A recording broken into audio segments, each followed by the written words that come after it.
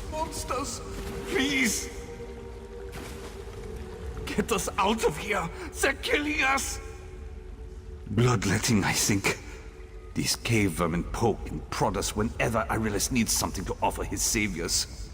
To what end? I don't know. Maybe they're vampires, or wood elves. Poor bastard. Never seen these vermin in such a frenzy. They dragged him screaming through those doors there, and sealed them shut right after. Small mercies that we can't hear what they are doing to him. When Arilus isn't bleeding us, and tending to his saviors beyond those doors, he spends most of his time with whatever unholiness goes on in the tombs below. His keys may be there. Hurry and set us free before we wind up like your friend.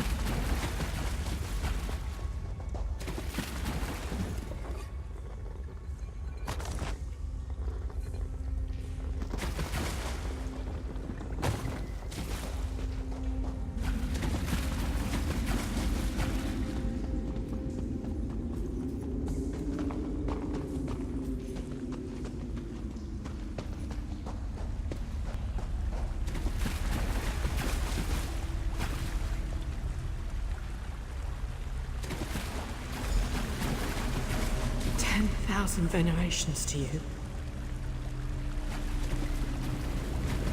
Bless you. I can walk.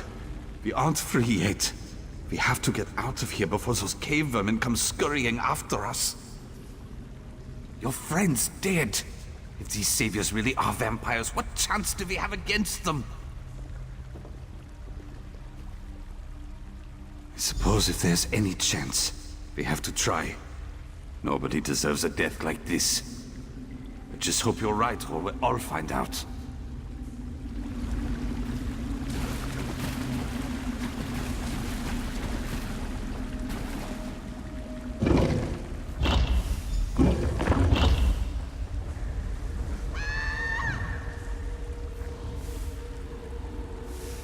Welcome to Coldharbour, visitor. Such as it is. Forgive our lacking hospitality.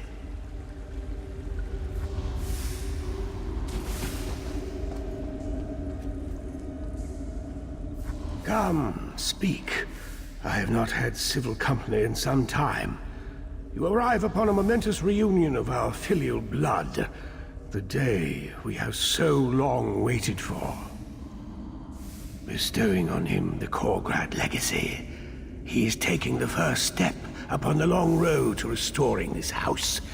It will be a demanding journey that will require much sacrifice. His vitality. It will take all he has to offer to restore each of us. But if he is up to the task, he will reap a precious bounty. On the contrary, he will taste immortality as we have, but only for scant centuries, not millennia. In a few generations, our bloodline will be renewed and possess the purity needed to restore V.O.R. The embalming process has already begun. When the stone is finished, we will be restored, and he will be a savior. I regret that V.O.R. must suffer, but his pain will be a small fraction of the sacrifice required to save Coldharbour from annihilation. We are Ultima, even in this desiccated state, cleansed of our poisoned humors to be free of the great sickness from the sea. Now that you see the cure, imagine the disease. Thras, I had always suspected as much. The sickness bore an intent as if designed to spread misery and cruelty. To hear the Slode were involved comes as no surprise to me. It was ever present, ever penetrating. It seeped into every person, every creature, every drop of water, seeking to be quenched. The afflicted dragged themselves to corpulence with each passing day, until their bones cracked under their bulging flesh. We spare them the ravages of the terrible sickness that spread through Korgrad. In exchange, they care for us in this invalid state. So we have endured. So Korgrad has endured for longer than I can clearly recall. To be free of the disease is to be free of all humors. They offer us their tainted blood to sustain our fragile grip on life, and through sorcery, the sickness is purged. Together we flee its horrors. But there was no true escape, until now. Because his kin, most would not debase their bodies with the blood of men, but I am beyond such concerns. The blood Arillas offered us from the outsiders was free of disease, but unsustainable nonetheless. V.O.R will be different. My vain attempt to stop the sickness from spreading beyond our borders. The people rebelled against their confinement and nearly broke the quarantine. I was forced to destroy the sea walls and flood the town. To spare them and others from the gruesome death that was sure to come, or so I hoped. From that day forward, our only concerns were for our kingdom below.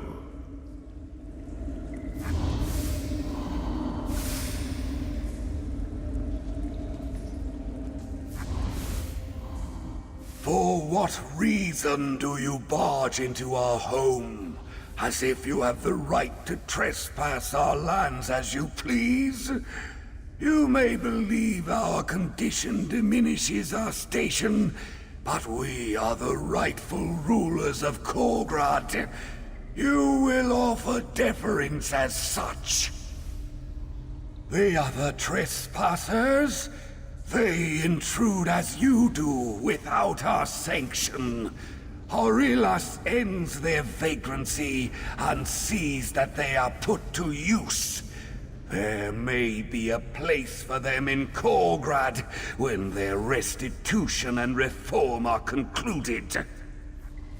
The return of our pure-blooded kin means our long dormancy is nearing an end. We will soon be able to return to the world above and begin the long process of restoring Korgrad to its former glory. It will take all kinds to accomplish this. It is not your right to question us. We are the law of this land, and we will be obeyed. Their crimes are minor, as is their punishment. They will have their freedom soon, unless they continue to defy us.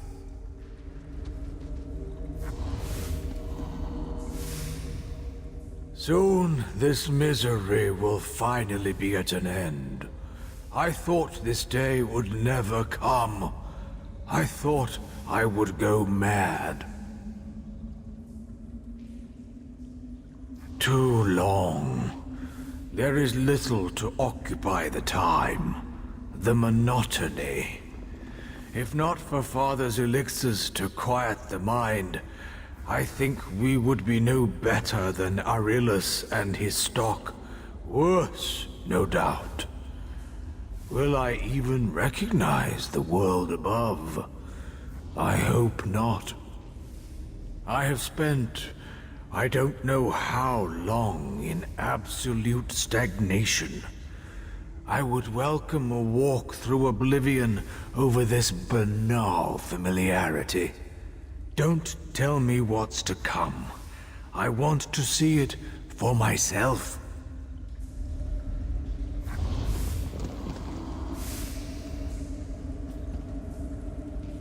How healthy you look.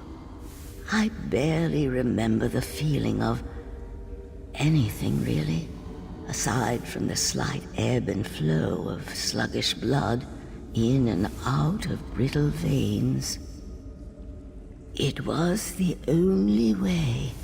The choice was this long internment or a brief, horrid end. Our hope was to linger until we could be free of the disease. It was not a false one, thanks to that dear boy. No, it was never meant to be this long. To see hope within our reach and have it denied, we couldn't endure it. He will be well cared for. He will not be reduced to the suffering we have. You have my word.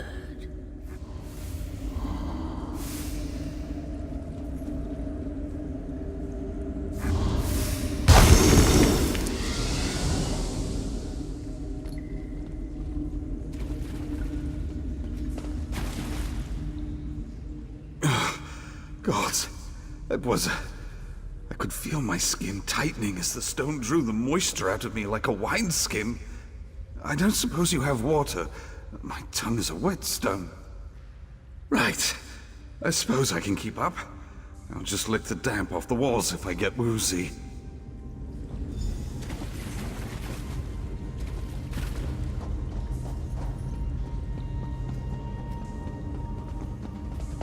Saviors, I've failed you. They've stolen our future, but I swear I'll rob them of theirs in kind.